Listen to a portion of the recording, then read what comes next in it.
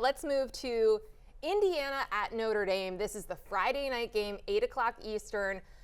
This is basically bragging rights for the state of Indiana. Pretty cool matchup because we did not get this in the regular season, even though both teams had great runs, especially, and very dominant. Like, these are two of the most dominant teams in the country all season long. And we get to see them face off against each other. I will be at this game, so I'm personally very excited about this particular matchup. But I want to talk about, Joshua, where this starts, right? The reason that Notre Dame was the 7 seed and not higher is that Northern Illinois loss. Right. We've talked about it over the course of the season, but as we head into the postseason, I think it's really important.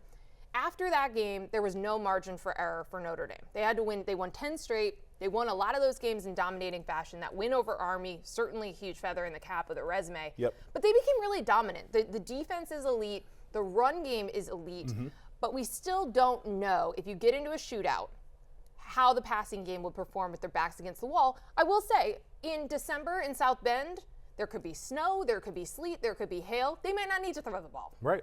It's going to be I think this is a whose trenches are gonna win type of game for me. It's interesting you bring up this idea of may not have to throw the football.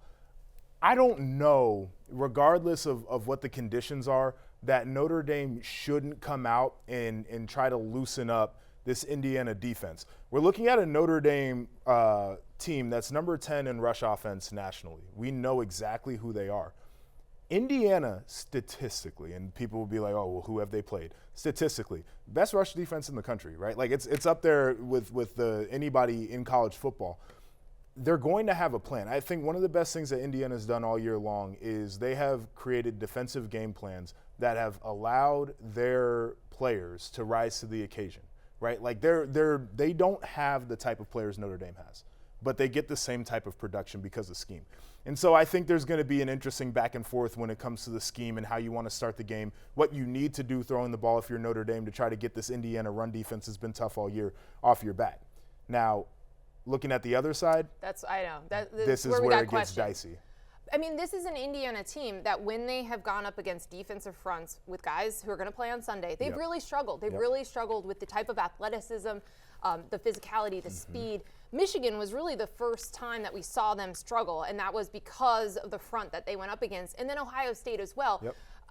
Can they improve that over the course of the season? Like, is that just going to be a weakness and they're going to have to just try to protect Curtis Rourke as long as possible, try to run the ball, whatever they can, and just pray for the best? This is the difference in a program like Indiana, who certainly has done a phenomenal job this year. I think Cignetti's going to build that into a very dangerous program. But when you're taking over that job, where you can supplement with skill fairly easily, it's really hard finding big guys who are really good players. And I'm talking about transfer portal that offense. Aren't somewhere else. Right. Yeah. Right. Yeah. And if you get them through the portal, like offensive linemen that hop in the portal, it's kind of hit or miss. And so that's where they were exposed. Against Michigan, they only ran it for 40 yards. Against Ohio State, they ran it for 83. They were sacked 9 times in those 2 games. And for the rest of the season, in all the rest of their games combined, 9 sacks that they allowed. Right. Like, it is a real difference. And Notre Dame's going to be the same type of animal with the players that they have in their front 7. Even banged up, Notre Dame is still able to roll guys through. And so this is not something that I think a little extra practice time is going to help out. Like, they're going to have to get players in there at some point that are more of the high-profile offensive front type guys.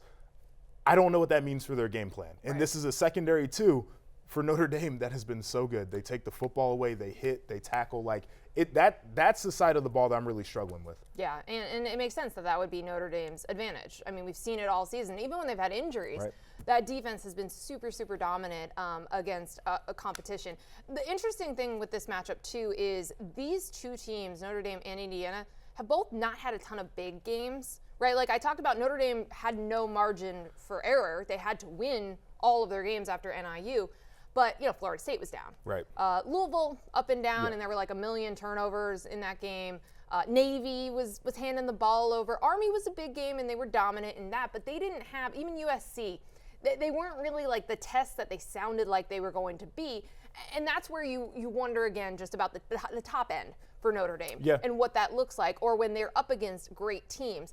That's what makes this one really, really interesting, because Indiana had Michigan and Ohio State, and then they crushed pretty much everybody else. We really like Curtis Rourke. Yeah, I think we do. he could be an NFL backup for a long time.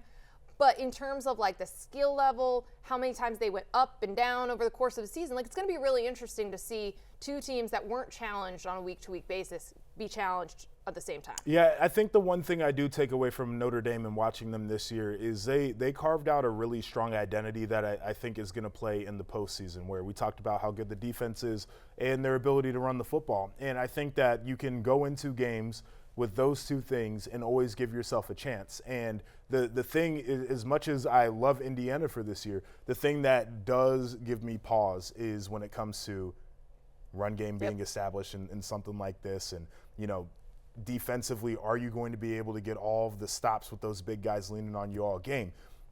There's a little bit of a question there for me. Yeah, absolutely. It's one of those matchups for Indiana where they're up against the dudes that they don't have, right? They have these group of 5 players stepping up and building this thing for Curt Cignetti. And they've done a great job. And it's going to get better and going to get better. Also going to be fascinating to see how many Hoosiers make it to South Bend. I would love to see. That stadium can get overrun by opposing fan bases. This is also a uniform matchup that I actually do enjoy. Like, the contrast in there is going to be great. That one's going to be awesome.